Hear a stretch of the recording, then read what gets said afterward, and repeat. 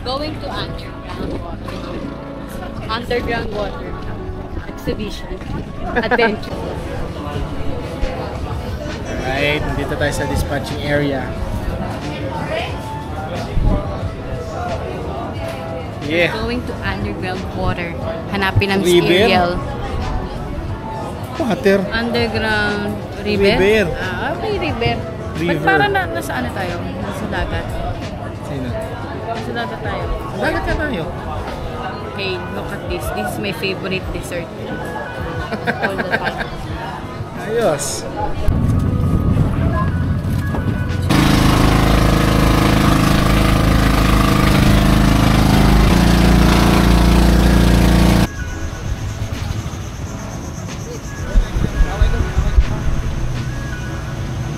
We are the engineer. Engineer, lingo ka naman engineer. Anong project mo rito, engineer? Project X.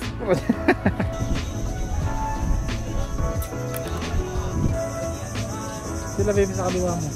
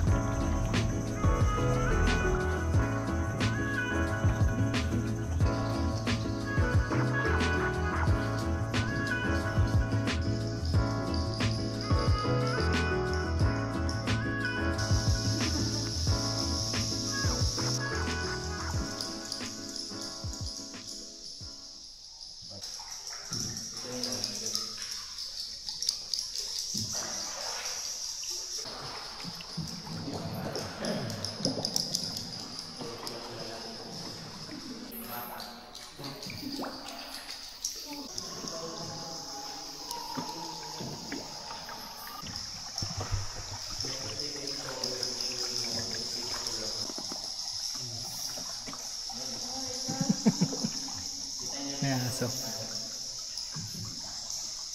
Steve. Ah, ito yung dinosaur.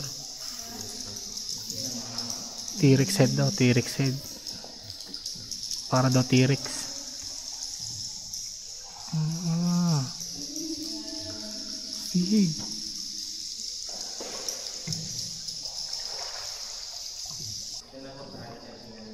Wow. Wow.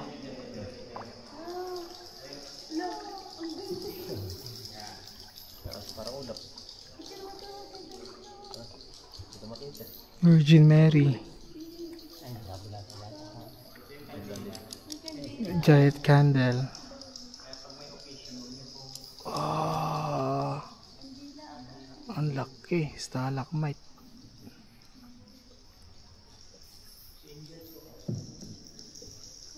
Angel watching over the cathedral. Wow.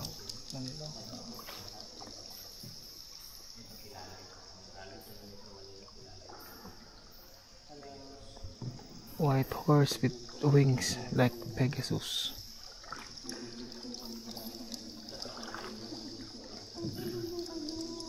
Holy Family.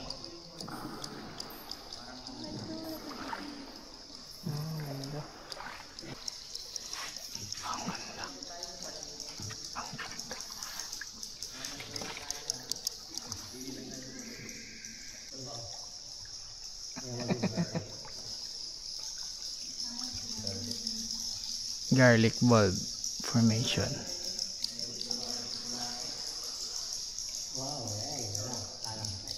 Cacao formation.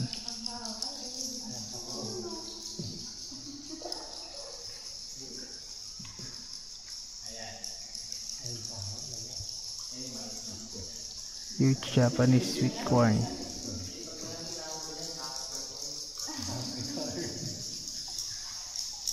Giant mushroom. Wow!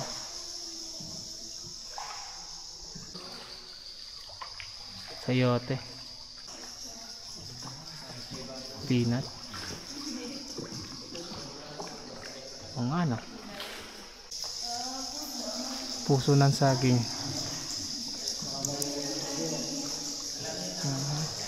Carrot.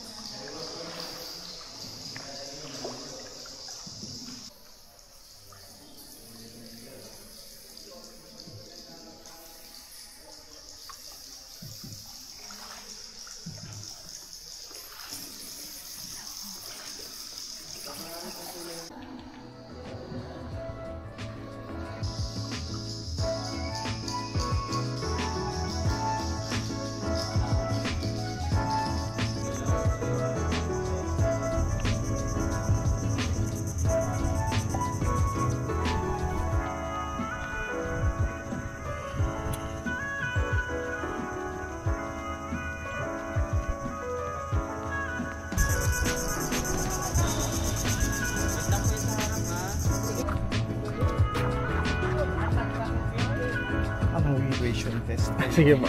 So para masiguro natin na makakapasa kayo ha. So anyways, ito po yung horizontal map nung pinasok mo. In total po, ayan po ay 8.2 kilometers. Dito po kayo pumasok at lumabas kanina kung tawagin ay outflow. Ang narating yung point is up to here. Roughly around 1.5 kilometers po yan. Di wala pang 1/4. Ito po yung cathedral. Yung tubig po na dumadaloy dyan is galing sa kabundukan na kung tawagin ay inflow ang kanyang entrance. So dumadaloy po yan, yung ganun kahaba, fresh water po yan. Pagdating po sa point na to, nag-iiba na yung kulay, parang nagkakaroon ng washing machine, whirlpool kasi nagmi-mix na yung fresh at saka salt water. Pag nag-mix na sila, ang tawag na dyan ay brackish water. Tandaan nyo yung term na yan, lalabas yan sa exam na yan. So anyways, although yan lang po ang pinapayagan, commonly everyday majority of the visitors, pero pinapayagan po yung marating hanggang dito. Roughly around 4.2 kilometers, kaya lang kailangan yung humingi ng special permit at may additional pong payment. May kunti pong interview kasi mas manipis na po yung hangin, mas madilim na, at mas malayo po, no? 2 hours papunta pa lang, another couple of hours pabalik. Kaya kung may medical history, inaalam po muna bago po payagan makapasok.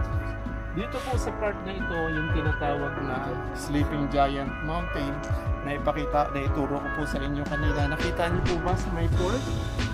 Sa ilalim po nun is dumadaloy na yung tubig. So ganun siya kahaba. Pagpunta natin dito kanina, mga 10 minutes pa yung kanan natin, underground river na yung sa ilalim. So dito naman po yung part na to, ayan po yung ating West Philippine Sea na may issue tayo ngayon about territorial boundaries ng China. Pwede nyo nang ikwento na yung naririnig nyo sa balita na West Philippine Sea, yan na po na